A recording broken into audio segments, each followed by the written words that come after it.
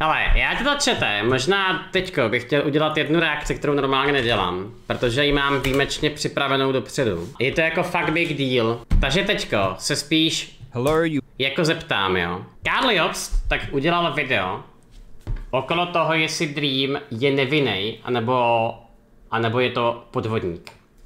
Já jsem na to už koukal, je to nejlíp zpracovaný video, který jsem na tohoto téma jakoby viděl, ale jediný for je v tom, že on jak nedělá normálně Minecraftí content, tak je tam zhruba tak půlka jako vysvětlování toho, co se děje.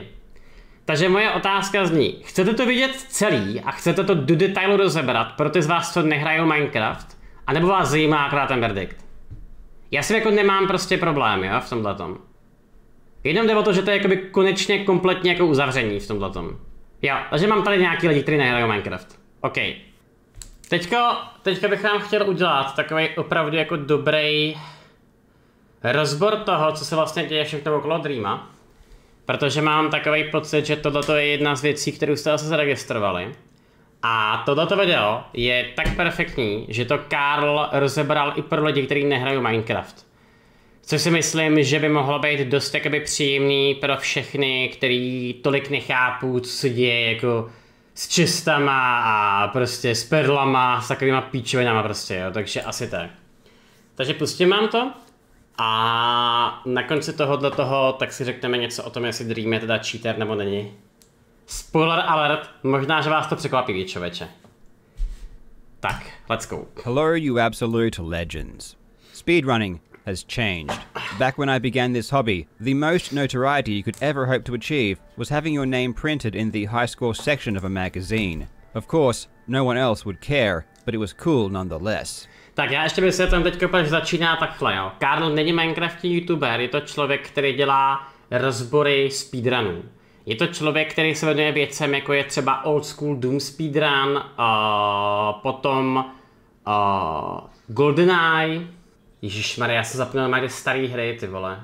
Co on ještě speedrunoval za další věci? No, jako Quake taky, jako prakticky vlastně všechno, co se dalo speedrunovat, tak ho prostě zajímalo, že jo, Zelda, N64 hry a tak dále prostě, takže jakoby všechny tyhle ty věci. A teďko, co je strašně zajímavý, tak my se koukáme na Minecraft z pozice speedrunnera. Nikoho nezajímá ta hra jako taková. My se to koukáme z pozice speedrunnera teďko.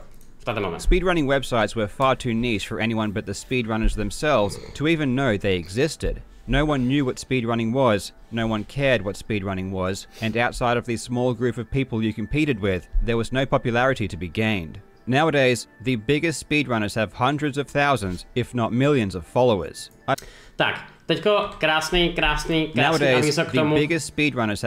Krásný avizo k tomu, kdo to je Dream.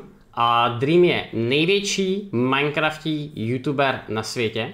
A možná s jednou jedinou výjimkou, a to je PewDiePie, kde bychom tak nějak prostě to jakoby porovnávali. A není největší? A kdo je větší než on? Technoblade je třeba třetinovej co Dream prostě. To mě to docela zajímalo.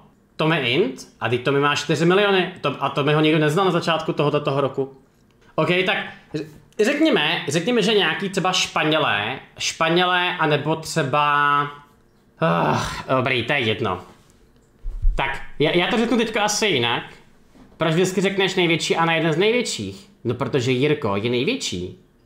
Já teda fakt jako neznám nikoho jiného, kdo byl větší. Dan DMT, kdo to kurva je zase. Takže, já se opravím, děkuji Jiří. Je to jeden z největších Minecraftích creatorů na světě. S tím teda nezačínal u speedrunu, ale z pozice toho videa tak se Dream bere jako speedrunner. Kdybychom brali speedrunnery jako content creatory, tak Dream je dokonce tak veliký, že kdybychom pravděpodobně vzali všechny lidi, co nikdy speedrunovali nějaký hry, ať už je to Super Mario 64, Ocarina of Time, Majora's Mask, všechny možný Doomy, Quakey a tak dále, velmi pravděpodobně by Dream byl větší než všichni ostatní dohromady. Tak veliký je Dream, jakoby v rámci té svojí prostě pozice, a proto je to tak strašně big deal tohleto. hundreds of thousands, if not millions of followers. I personally think this is a great thing, and I love the fact that something I've enjoyed for many years is starting to gain traction in the wider gaming community. But increases in popularity don't just bring positive changes. There are catches that need to be considered and addressed. Cheating has always existed in speedrunning, as it has in every competition. But in the past, it was just something that was addressed within communities, and there was no public spectacle about it. When a speedrunner with 14 million subscribers gets accused of cheating by a community, it's a big deal, whether you want it to be or not. Tak, vysvětlím. Spoustu videí, které dělal Karl Lobst, tak byly o tom, že on debunkoval nějaký cheatery.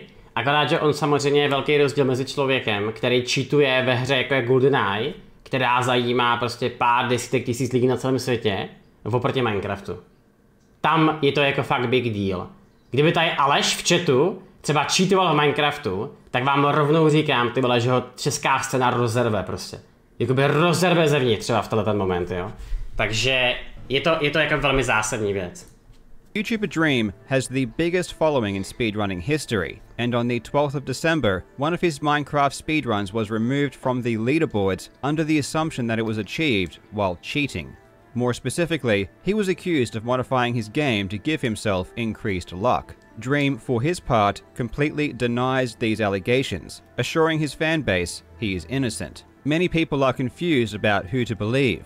Understandably so, as the crux of the original argument stemmed from complex mathematics and unimaginable numbers like 1 in 7.5 trillion. The simple reality is that most people will not, and likely cannot, understand the evidence being put forth by both parties. Many people have jumped to their own conclusions, which is typical human behavior, but many people are also unsure and are unwilling to make a judgment either way. A lot of people perceive me to be an expert in this area, and are curious as to what my conclusion might be. Well, strašně ve zkratce, Dream, pokud jste neviděli ty předchozí videa, nebo neznáte tu kauzu, Dream prostě byl u jednoho svého speedrunu, který byl schozený ze speedrun.com a osvědčený, teda ne usvědčený, ale osučený z toho, že měl cinknutý RNG. To znamená, že prostě nějakým způsobem modifikoval tu hru, aby dostával lepší dropy. To, jak to funguje detailně, vám vysvětlím později a řeknu vám k tomu ještě potom nějaký příklady z reálného života.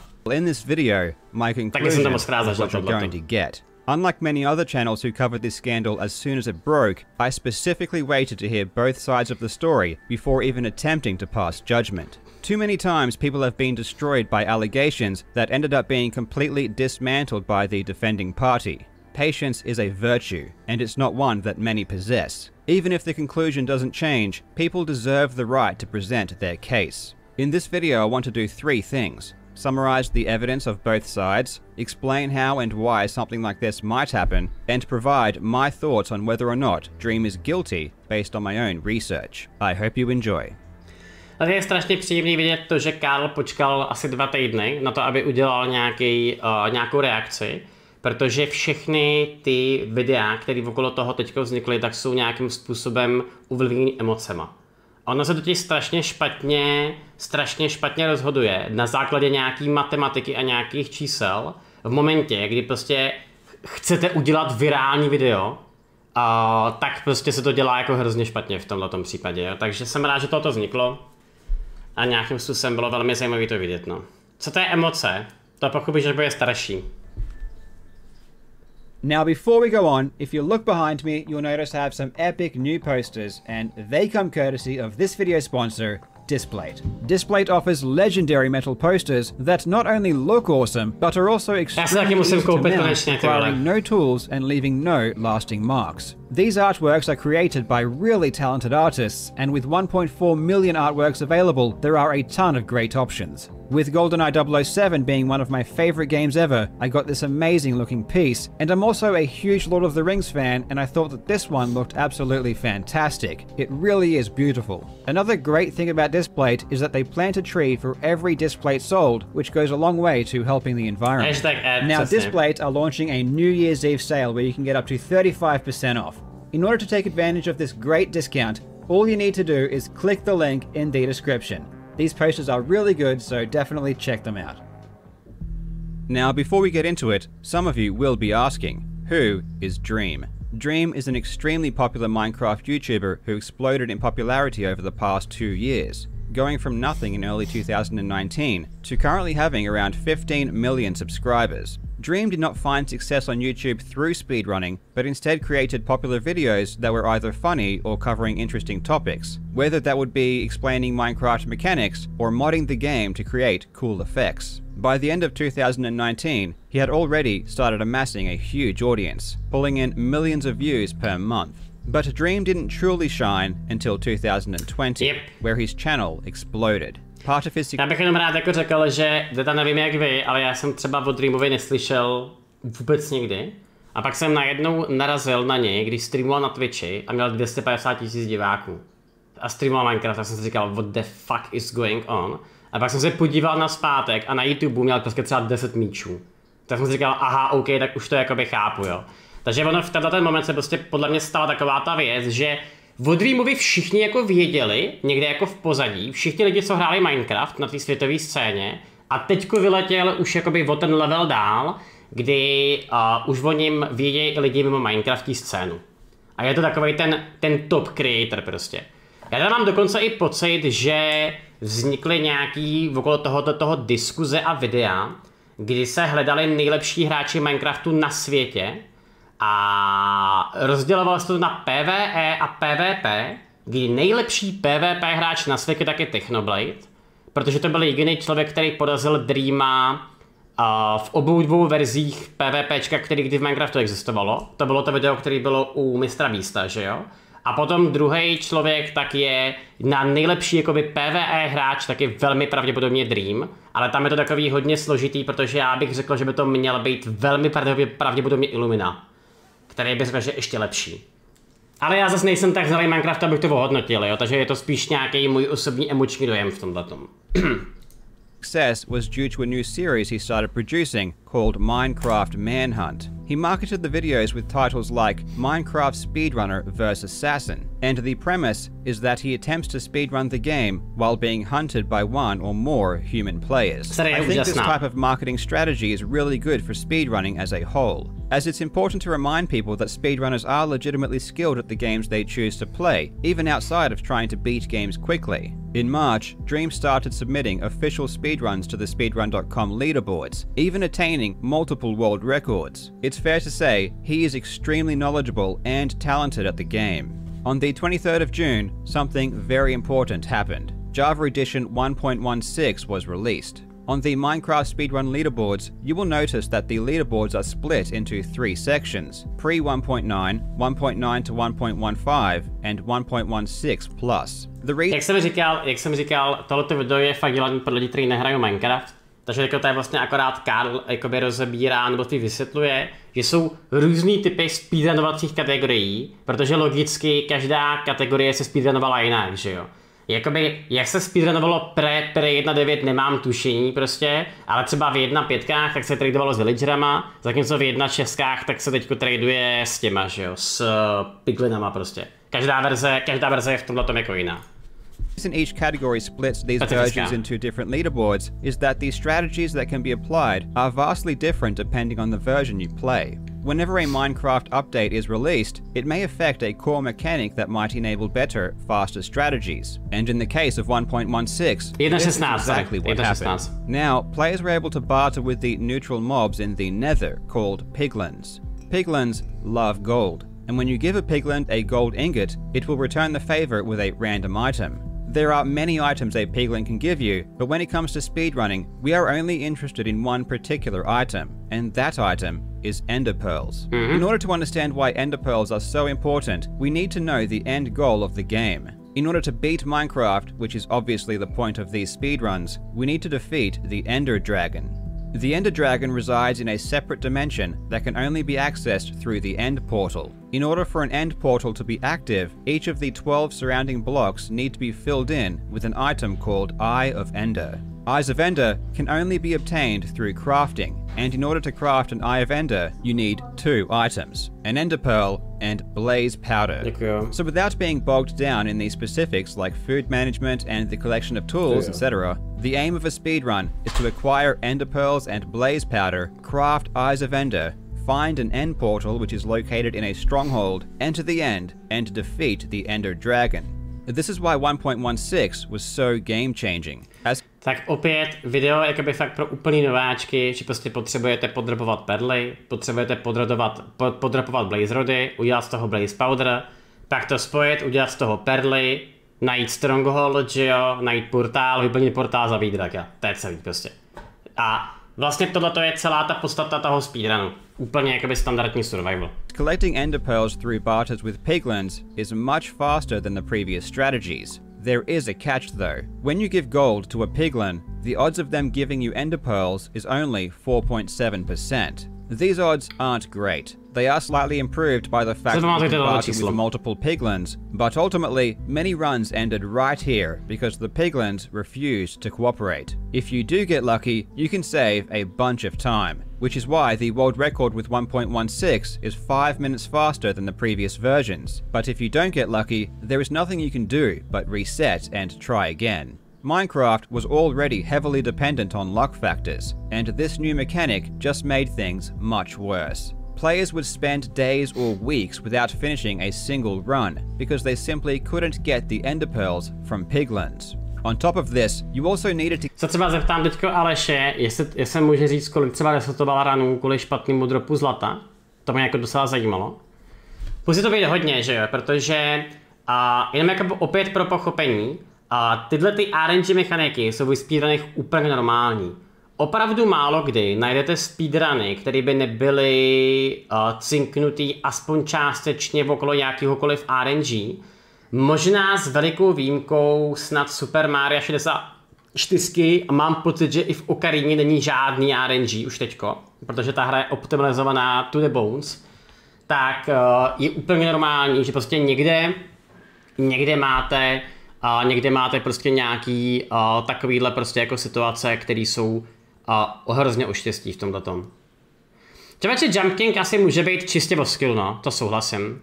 Ale jako kdybychom teď vzali spíš ty populární hry, se možná můžeme podívat, tyjo. To je dost zajímavý point, tohleto. Teďko mi normálně stojí. Tyjo, kámo, to se teda hodně změnilo teďko, ta speedrunovací scéna. To je mazec. Věřím tomu, že Hades bude teda hodně ovlivněný. Teďko mi normálně stojí.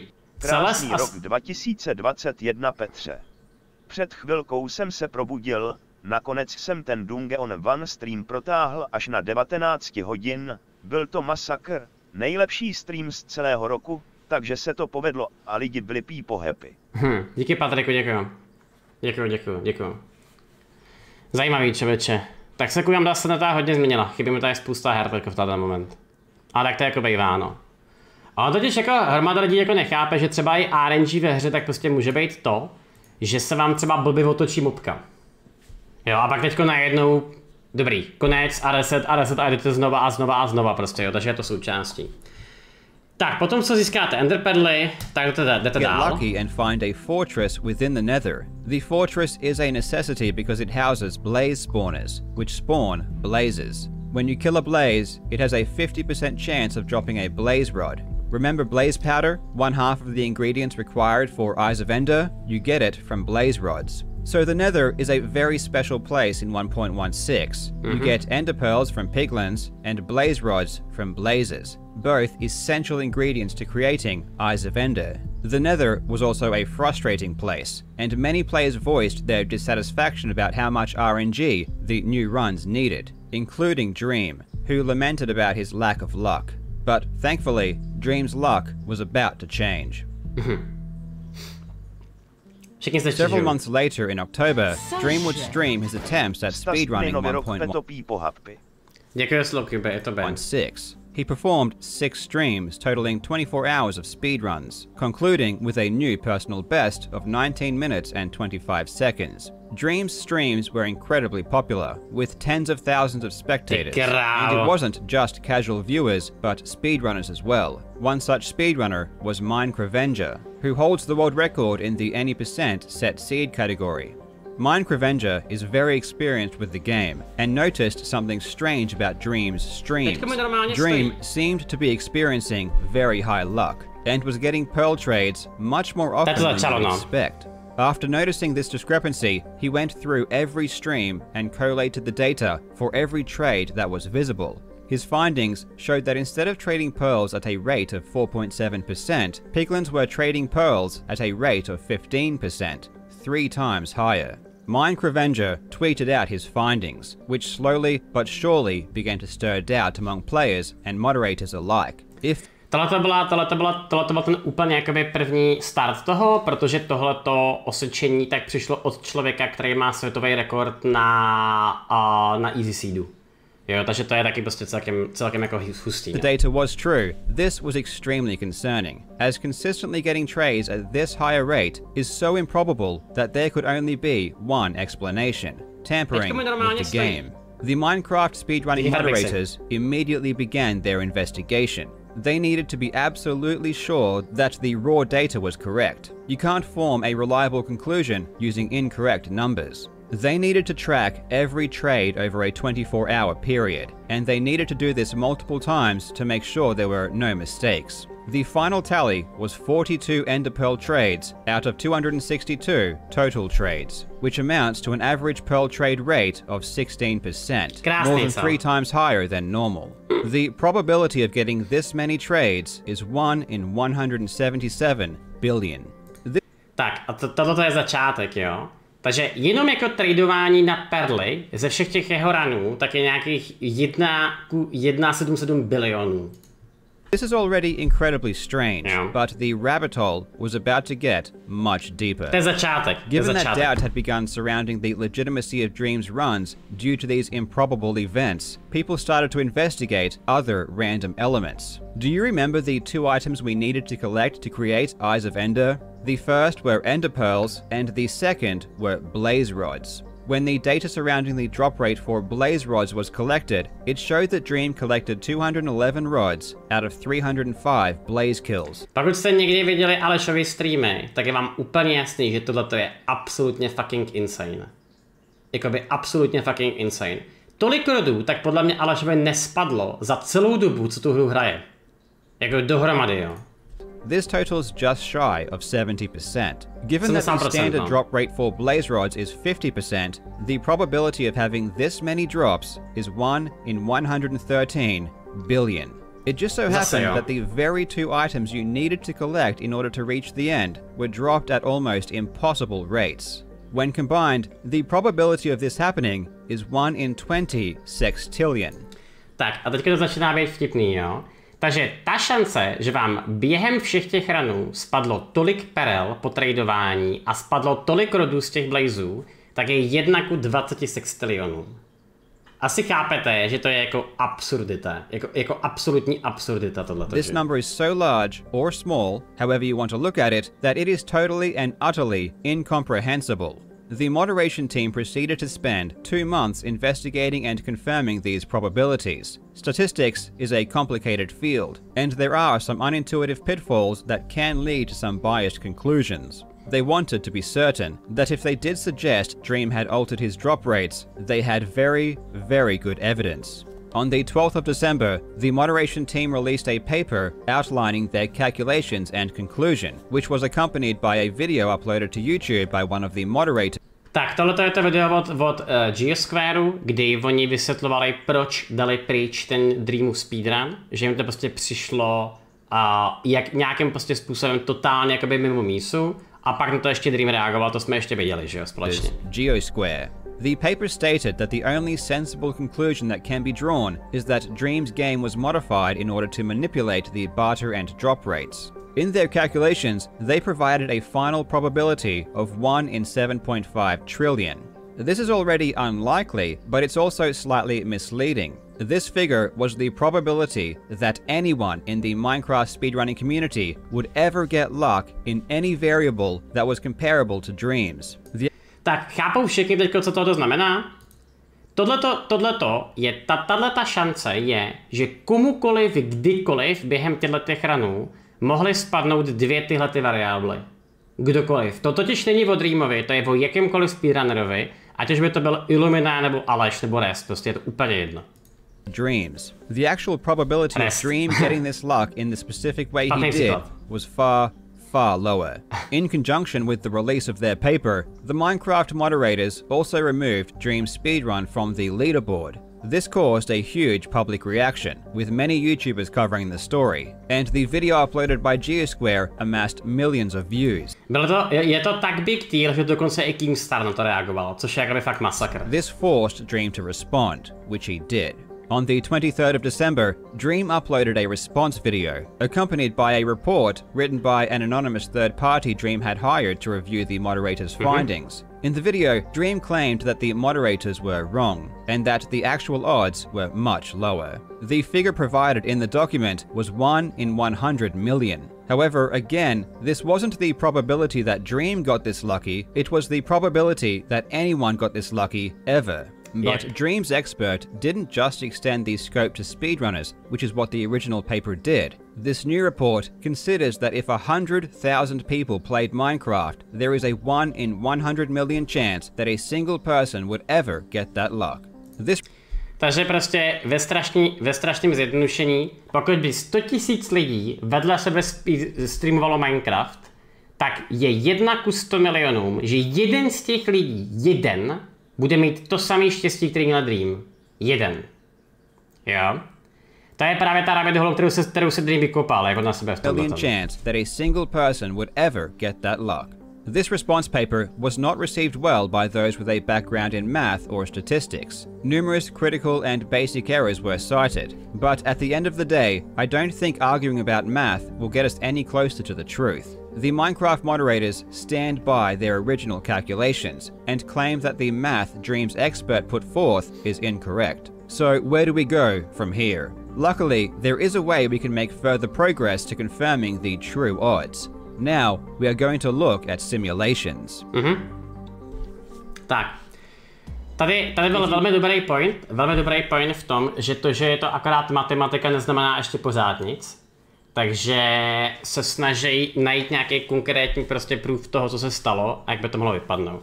Takže teďko vyrobili nějakou simulaci. If you wanted to know the true probability of certain insane luck factors occurring in Minecraft, you might think we would have to play Minecraft for trillions and trillions of years and tally the results. But luckily, this isn't a requirement. The mechanics of Minecraft are governed by code, and code is all you need to accurately simulate particular outcomes. Dream played 24 hours of Minecraft and totaled 262 trades with piglins and 305 blaze kills. It might take a human 24 hours to do this, but a computer can run the exact same underlying code literally millions of times per second. Ultimately, we can, and have, run trillions and trillions of simulations to see what kind of drops we could expect. Prostě a jednoduše nasimulovali dropy perel, nasimulovali dropy blaze rodů a na asi 8 trilionech případů a vyšlo z toho tohle. So the question is, after trillions and trillions of simulations, do we see the type of luck that Dream experienced? The answer is no. In fact, it's not even close. There are many different simulations being run by many different people, and not a single one has come anywhere near the types of rates that Dream experienced.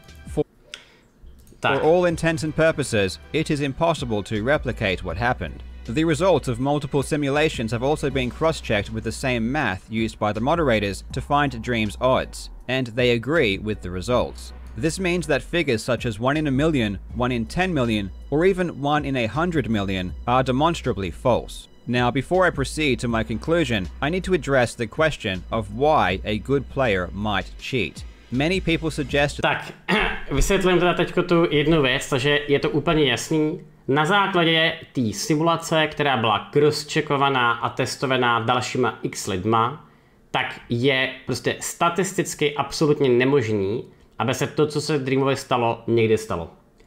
Takže na základě tohohle je naprosto jasný, že Dream na 100% hrál na nějaký upravený verze Minecraftu a není možný, aby ze standardní verzí prostě Minecraftu měl ty dropy, který prostě měl. Takže díky tomu je to jako na 100% jasný. Samozřejmě teda, jakoby není to všechno, protože daleko zajímavější je pak ten důvod se zeptat, proč to ten člověk dělal, a to vám řeknu za chvilku ještě v tomhletom.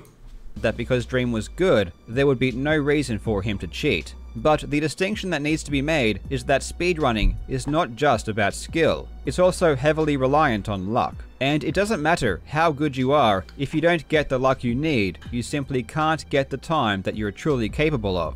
In my experience, when it comes to luck-based games, players don't cheat to get a faster time, they cheat to get a time faster. In order Tohleto bych řekl, že je asi úplně jako nejlepší fráze, která v celém tomto videu je. A jenom zkusím vysvětlit, o co se jako jedná. A to, že Dream cheatoval, aby měl lepší dropy, neznamená, že je to špatný hráč. Neznamená, že by to nemohl nějakým způsobem udělat. On to čistě udělal kvůli tomu, že ten čas, který by stejně někdy měl, tak prostě dal rychlejc. A to je prostě celý point of view, který v tomhletom je. Já třeba řeknu krásný příklad z reality, který jste určitě některý z vás zažili. A to je fixlování s kartama. Já jsem celý život hrál různé karetní hry, jako je Magic. A můžu vám říct, že jsem zažil desítky, ne-li stovky případů lidí, kdy někdo podváděl tím, že si namíchával země, namíchával prostě nějaký specifický karty a tak dále, nebo prostě rozmíchával karty tak, aby mu to chodilo líp. A pak najednou to spadlo, lidi teda zjistili, že to fakt jako dělá a ten klasický argument, který je, tak je, ale on je to dobrý hráč, proč by to dělal? Proč by podváděl prostě na nějaký lize nebo na nějakým PTQčku a tak dále. A teďko tohleto je právě přesně jakoby ten point of view, že, který má spousta lidí, kteří pořád brání Dreama, a to je, proč by on podváděl v nějakým 5. nebo 16. prostě místě jako speedrunu, když se jakoby nejedná o světový rekord. No a odpověď je taková, že ty lidi mají spoustu psychologických důvodů k tomu, proč tohleto dělají. Můžou se třeba myslet, že mají jakoby fakt strašnou smůlu a zaslouží si úspěch. Můžou se prostě snažit nějakým způsobem a cinknout to štěstí na svoji stranu, protože věří v to, že jsou tak dobrý, že jediný, co jim prostě kazí tu cestu k tomu, aby byli nejlepší, tak je prostě nějaký štěstí. A ty lidi to prostě jako dělají. A tak to hold jako je. Jo, naprosto upřímně, kdyby třeba tady Aleš, opět zmíním Aleše, měl lepší štěstí na Blaze Rody, tak taky nemá 24 minut, ale má třeba, nevím, 19 prostě. A najednou to vypadá úplně jako jinak. Ale o tom právě je ta krása těch speedrunů. A to je to, že jedna věc je skill a druhá věc je RNG. A vy s tím RNG prostě musíte pracovat. Pokud neumíte pracovat se štěstím ve hře, tak prostě nebudete nikdy dobrý. To je prostě realitou. Nic jiného v tomhle tom jako není. By the way, dobrý point, který jako někdo napsal. Není to 100%, samozřejmě. Jenom ten důkaz, jenom ta šance, že by to štěstí, který měl Dream, tak se blíží limitně někam k 0 prostě. Jako, vzhledem k tomu, jak dopadla ta simulace, tak budu radši prostě věřit k tomu, když je tam 1 k 8 trilionům jako šance, že mu to spadlo, tak prostě nebudu říkat, že mu to spadlo, že se prostě cinknul. Takhle bych to vnímal asi já, prostě v tento moment. Faster. In order to understand how slight increases in probability affect the investment required when grinding for a time. Otázka od Ruzu. Jak se pracuje s RNG ve hře, tak mi řekni nějakou konkrétní hru a jak to můžu vysvětlit. U těch karet je to třeba strašně jednoduchý fyzicky. Vezmeš balíček karet, který se nastakuješ, a na základě toho, jak ti prostě protivník jako pracuje s tím balíkem, tak si schopný se nějakým způsobem třeba nastakovat ty karty. U Hearthstoneu tak je to úplně to samý. Tam každý kolo počítáš pravděpodobnost toho, že se něco stane. V každém kole, každou kartu a spoustu jako jiných věcí. To neznamená, že vyhraješ každou hru. Od toho je to RNG, ale lidi, kteří s tím pracujou, tak jsou samozřejmě lepší než ty ostatní. Jo, a teďko úplně stejný, tak to může být třeba v Minecraftu. Hele, je to strašně jakoby těžký to vysvětlovat, tak já teďko to prostě zkusím říct z nějakého úplně casual hlediska, jo. Pokud vím, tak portál do endu se spavnuje buď to s 0 perlama, s 1 perlou, s 2, ze 3 anebo ze 4. A s čím míň perlama, tak tím větší šance na to je, že se ten portál jako spavne. mám takový pocit, že na to, aby se vám spavnul portál s 4 perlama, tak je šance asi 1% nebo něco takového absurdního. Může být i 12 perel, dokonce tak to je masakr prostě, jo. A teďko, krásný třeba příklad, jo. Vy odcházíte z nedru a máte třeba, já nevím, prostě 10 perel, jakoby celých hotových, a teďko se řeknete, OK, tak já to risknu a já zkusím teďko doběhnout do Strongholdu a když tam bude méně než 2 perly, tak mám mrtvej run, anebo tam zkusím doběhnout a bude to světový rekord. A tohle to je právě ta práce s tím RNG. Ono se to fakt jako strašně špatně vysvětluje, protože to celý vypadá prostě jenom jako štěstí, ale tohle je právě přesně ono. Speedrunneři se vždycky musí rozhodovat all the time, kam půjdou, kdy tam půjdou a jak tam půjdou v ten moment. To je právě ono. Samozřejmě ano, může se jakoby velmi vtipně stát to, že se prostě prokopeš do Strongholdu a bude tam plný portál, jo. Ale to je prostě součástí této hry. I will use an example for something that I did myself. The most famous world record I ever achieved was a time of 52 seconds on Damn Agent in GoldenEye 007.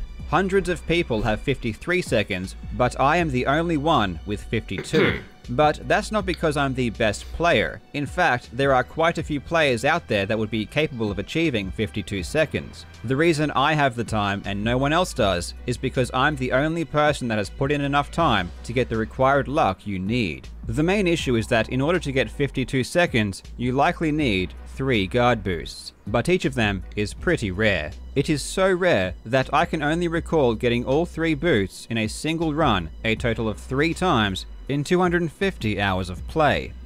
250 hours is a long time to play the same minute-long level over and over again. If it were a full-time job, it would take 6 weeks to match, and that's not including time spent researching strategy optimizations. Now, let's say I doubled the chances of one of those 3 guards boosting me forwards. The resulting probability would still be very small, and honestly, probably wouldn't ever be detected by anyone watching. But it would ultimately make a huge difference on how much time I would need to spend playing. Instead of playing for 250 hours, I may have only needed to play 125 hours. If I doubled the chances of all 3 guards boosting me, I may have only needed to play just over 30 hours. And again, doubling a tiny number still results in a tiny number, but it has massive implications over many runs.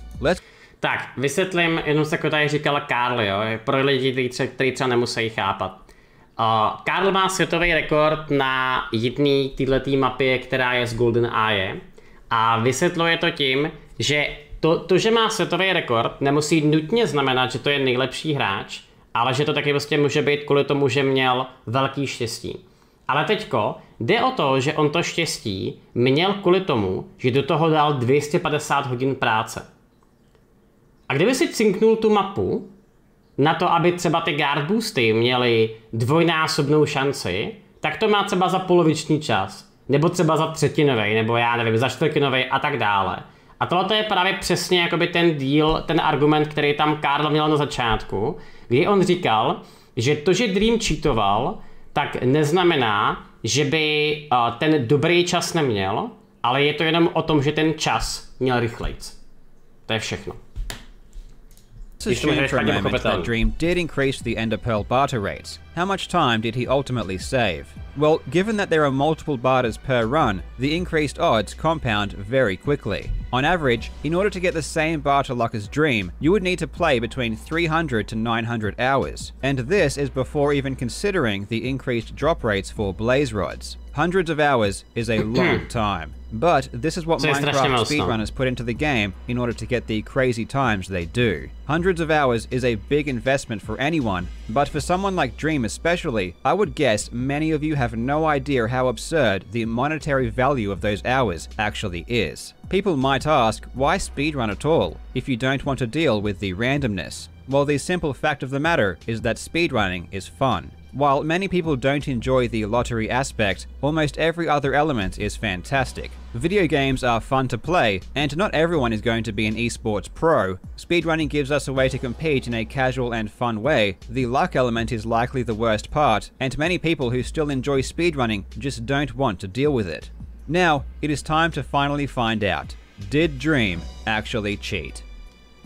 Tak a rychlý uzavření teďko vlastně celý ty kauzy. I have spent the last few weeks engrossed in this entire scandal. I have read the reports, conversed with experts, listened to the interviews, read the Reddit posts, and many people were sending me pieces of information because they knew I was going to make a video. Most of the issues people expressed to me, in my opinion, were distractions or based too heavily on emotions. I don't really care what people's opinions on Dream is. I'm not as concerned with questionable decisions Dream might have made, both in the past and in response to the cheating allegations. I also don't care to make people feel a certain way towards Dream after this video. Regardless of what I think, you should ultimately decide your own values and act accordingly. I wasn't a Dream fan, nor did I watch his content. But in my investigation, I watched a few of his videos and they were very entertaining. I completely understand why he is popular. And if anything, I see his success as an inspiration on what can be achieved.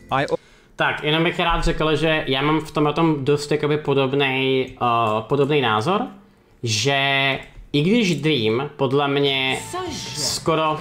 Uze by se smel ostryhat plesko. I když prostě ta situace dopadla tak, jak dopadla, tak já pořád a věřím tomu, že většina jeho kontentu, který dělá, tak je cinknutá nějakým způsobem, tak pořád si myslím, že Dream dělá mega entertaining content. Jako souhlasím s tím. Že to jsou jakoby dvě různé věci v tomhletom prostě, že to, že prostě člověk je usvědčený cheater, neznamená automaticky, že veškerý jeho content je najednou jako totálně devolved prostě, jo. Also want to become more successful on YouTube, so it's a really good example of what's possible. But ultimately, all I can do is look at the facts. The Ender Pearl barter rates and Blaze Rod drop rates in Dream's streams are for all intents and purposes mathematically impossible. Dream and his anonymous expert may beg to differ, but unfortunately, their conclusions do not match with the trillions and trillions of simulations that have already been performed. The math that the moderators put forth does match with these simulations, however, making them more credible. But aside from the raw math, the fact that Dream experienced these increased rates in the perfect way to benefit a speedrunner makes it even more damning. The very two items that were causing speedrunners so much frustration were the very same ones that were affected. On top of this, Dream's behavior doesn't help his case. Before these streams, Dream publicly complained and expressed dissatisfaction around these exact items. Afterwards, Dream was intentionally deceptive, stating that the run was only a 16th place time, when in fact it was 4th place when submitted. But even this is deceptive. Tak a teďko tohle je podle mě nejdůležitější věc, kterou nikdo neviděl. Já jsem strašně rád, že to Karel zmínil. Jednalo se o dva runy, jedno bylo 16. místo a druhý bylo 4. místo. A teďko vysvětlení, co se tam stalo, jo? Admitted, but even this is deceptive. Up until the very end, Dream's run was world record pace, entering the end portal room ahead of the world record at the time. The only reason the run ended up slower was because there weren't enough Eyes of Ender already placed in the end portal, forcing him to look for more pearls. Dream's increased luck did set him up for the world record, and he likely would have achieved it if it weren't for external factors preventing him from doing so. That same misleading tweet also falsely claimed that the investigation was about whether the run had too good luck. But the run itself did not directly impact the conclusion of the investigation. The investigation was surrounding his entire 6 streams, totaling 24 hours of play. Ten argument, který tam Dream měl okolo toho, tak je to, že proč se řeší nějaký 4. místo. A tohle ten argument, co Dream udělal, tak je absolutní blbost. Protože ten run, který měl, tak byl na World Record Pace. A jediné, co se stalo, tak je to, že na konci prostě našel portál, který měl o 1 perlu méně, než měl mít. V případě, že by to doběhnul s tou jeho namodovanou verzi Minecraftu, tak má načítovaný světový rekord. A to by byl jakoby ještě výrazně jako větší díl než tohleto. Takže ten jeho argument je to akorát 4. místo, je úplná píčovina prostě v ten moment. This misleading statement caused many of his fans to have the incorrect assertion about what happened. This deception can't be an accident, as Dream was exactly aware of what the investigation was about for 2 months. Lies and deception don't necessarily confirm someone cheated, but they do put into question everything they say after that point. If you publicly lie once, the next words that come out of your mouth shouldn't be trusted. Dream's response video was also misleading. Kámo, vážně? Pane Havla, děkujeme. Ty kráso! Jdem dál. But I don't automatically hold that against him. Everyone deserves the right to defend themselves, and the inaccuracies presented in the video may just simply come down to ignorance of the subject matter. Given all of the available facts, I believe the only reasonable conclusion is that Dream was playing on a version of Minecraft that had been altered in order to give himself an unfair advantage. Tak a tohleto je vlastně celý jakoby závěr toho celého vyšetřování. Tak ta conclusion je, že prostě Dream hrál na modifikované verzi Minecraftu, která mu dávala prostě nějaký advantage, nějaký neférový advantage a to je celý. That's all, folks. Je matematicky skoro nemožný, aby se to, co se s Dreamově stalo. Takže na základě toho je jedna jediná jakoby rozumná cesta a to je prostě to, že podváděl. The how and why are something that likely can never be answered definitively unless Dream decides to share that himself. Nevíme proč, ale udělal to. There are multiple ways of achieving the same goal. In saying all of this, I am not ignorant to the fact that many people will ignore evidence and believe what they want to believe. And honestly, I don't really care about trying to persuade those people. I am mainly invested in the speedrunning community itself, and it seems to be fairly unanimous in the conclusion that Dream cheated. At the end of the day, the RNG manipulation was spotted and the run was invalidated. The public nature of the event will also likely dissuade people from trying to do the same in the future. What I will say is that if anyone is attacked for believing Dream cheated, this is likely due to malevolence. The evidence is so overwhelmingly stacked in a single direction that you cannot and should not blame anyone for coming to the only rational conclusion. Conversely, if someone wants to believe Dream is innocent, that is their right, and they also shouldn't be attacked. Conversation about this topic is great. After all, it's an extremely interesting story, but arguments over this particular issue don't seem to be worth the cost. As always, thank you so much for watching, you absolute legends. I hope you are having a fantastic day, and I will see you in the next video. Tak. Já bych jenom četl rád, jestli můžete dát Karlovi like, protože to video je naprosto neuvěřitelný, který udělal v tomhletom. A ještě tady teda zmíním jako nějakých posledních pár věcí. Mně se strašně líbí jedna věc a to je to, že ty krása, děkuji za byty. Nice. Děkuji za byty a ukažte mi emoty. Tak, strašně zajímavá věc je to, že když tahle ta věc vyskočila ven, tak prakticky všichni speedrunneři automaticky říkali, že to je podvodník. A já jsem byl třeba překvapený, že i Aleš, který jakoby tohleto viděl, tak říkal automaticky, že to je podvodník. Prostě viděl ty drop ratey a říkal, to je nemožný, aby se toto prostě stalo, jo. Takže celá, jako de facto celá Minecraftí speedrunnerská nějaká jako sekce lidí, tak se prostě postavila za to, že to určitě nemohlo být nějakým způsobem jako real tohleto, jo. A teďko je takový jako zajímavý se podívat na nějaký after effect, jo. Já už jsem říkal několikrát, že je strašně těžký argumentovat okolo těch lidí, kteří jsou idolem pro hroznou spoustu dětí, okolo něčeho, co prostě se jako fakt dělat nemá. Protože je to pořád do kolečka jedno a to samý argument. On neměl důvod, proč to dělat, on nepodvádí prostě, je to veliký youtuber, tak se na něm všichni snaží přiživit a takový ty další vokecávky a prostě hlouposti a tak dále. Prostě jakoby nic vlastně jakoby zajímavého. No a vzhledem k tomu, děkuji Jirko, že Dream prostě udělal tu chybu, že ty speedruny streamoval, tak na to prostě mohli přijít a na základě toho prostě vznikla tato situace. Já si osobně myslím, že se tady dělají nějaké dvě věci a to je to, že jedna věc je naskriptovaný content a druhá věc je speedrunování. Já se třeba osobně myslím, že udělat nějaký Minecrafty video, že kámo, měl jsem strašný lák na Blaze Rody a vzít nějakou verzi Minecraftu a dát si 100% prostě lak na Blaze Rody, může být kámo zábavný content. Nikomu to jako neubližuje, nikomu to jako nějakým způsobem nic nevadí a všechno je OK. Ale v momentě, kdy podvádíte a vydáváte to za jeden z nejlepších časů na světě, tak si zasloužíte ten hate. Já se prostě omlouvám, ale tak to je. Jste prostě plesnivý podvodník, stejně jako hrozná spousta lidí prostě před váma. Jednou podvodník, vždycky podvodník. Já se prostě omlouvám, ale v mých očích tak Dream je prostě normálně cheater, který se nezaslouží jako žádný další fame z tohoto. Ať si dělá svůj scripted content pro děti, ale doufám, že na té speedrunovací scéně už ho jako neuvidíme a necháme to prostě lidem, který si zaslouží ten fame, který má jako je třeba Illumina, jako je třeba ten týpek, který má ten world record, ten světový rekord na tom presídu a tak dále prostě. Jsou to dvě různé věci.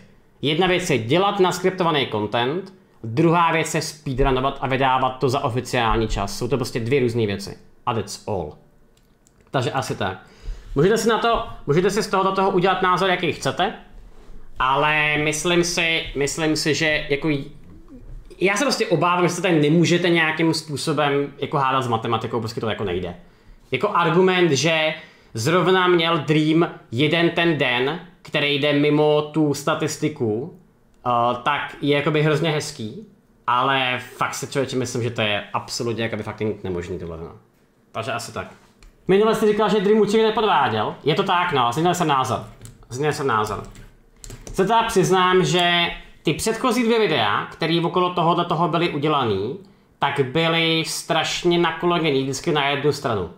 To první video tak bylo nakolegený na stranu Dream je cheater a tady je nějaká matematika. A to druhý bylo nejsem cheater a tady je nějaká matematika. A teďko najednou si z toho prostě vemte všechno. A bohužel jedna věc, která se stala, tak je to, že nikdo neudělal nějakou specifickou analýzu, která by vám řekla realitu. Protože v momentě, kdyby v té matematické analýze bylo třeba 5-10 ranů, který měli nějaký absurdní RNG, tak za mě OK. Cože? Ale nebyl. Zavináč CzechCloud napadá mě možná jeden takový ověřovací způsob nechat ostatní speedrunery, aby zkusili jeho svět a zkusili dát ten samý speedrun. No to zkoušeli. Zasnout Z a zkusit to projít. Nevím jen jestli to zkoušeli. Už náhodou neskusil, takže prosím nohate. To zkoušeli. Já mám dokonce pocit, že i na některých těch samých seedech tak měli lepší časy, ale neměli lepší drop rate než Dream. V tomhle. Nikdo z nich. Taky to bylo prostě nějakou součástí té analýzy. Protože pokud vím, tak vy když uploadujete speedrun, Aleš, je to tak, ne? Když uploadujete speedrun na speedrun.com, tak se zároveň uploaduje i seed, ne? Aby si mohli zpětně moderátoři ověřit, že to je reálný run. Mám takový pocit. No, takže kámo, to muselo zkoušet hrozně moc lidí tohleto. Nějakým způsobem. Vlastně je to logický, protože vy si potřebujete podle něčeho ověřit, že to není prostě nějaký ty vole nahraný seed, jo. Teď asi vůbec vyjádření ve videu od Dreama a teď jsem na to reagoval 3 dny zpátky. Tohle to je závěr té kauzy, prostě Dream je cheater a that's all a není bohužel nic jiného v tomhle tom jako no.